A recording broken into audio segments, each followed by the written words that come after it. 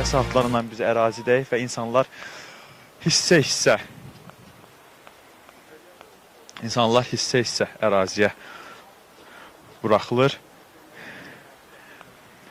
Qeyd edim ki, 20 yanvar gecəsindən sonra məhz informasiya blokadasına salınmışdı Azərbaycan ki, burada baş verənlər heç bir dünya ictimaiyyəti xəbərdar olmasın.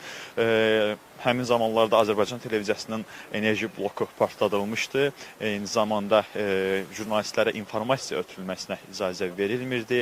Nəinki jurnalistlərə təcili tibbi yardım avtomobillərinin xəsarət alanlara yardıma gəlməsinə belə imkan verilmirdi. Həmin zamanda məhz 20 yanvar hadisələrlə ilk siyasi və hüquqi qiymət Ulu Öndər Heydər Əliyev tərəfindən verilir. Elə Moskvada Azərbaycan nümayəndəliyində Ulu Öndər Heydər Əliyev həmin hadisəni qırğın 20 yanvar hadisəsini Azərbaycan xalqına qarşı qırğın adlandırmış və bu hadisəni birbaşa olaraq Sovet rəhbərliyinin günahlandırmışdı. Və bugün həmin hadisədən düz 36 il ötür.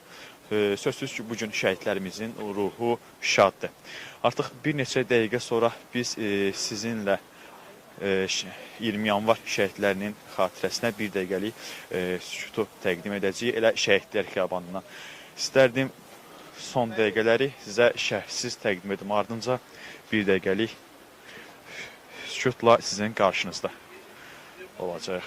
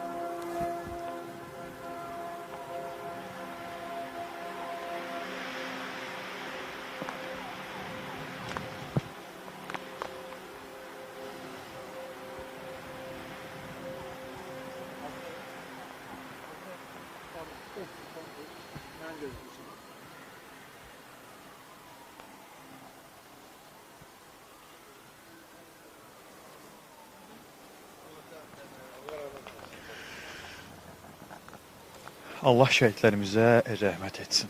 Bəli, bizim bu saata qədər şəhidlər xiyabanına sizə çatdıracaqlarımız son informasiyalar və son görüntülər bunlardan ibarət idi.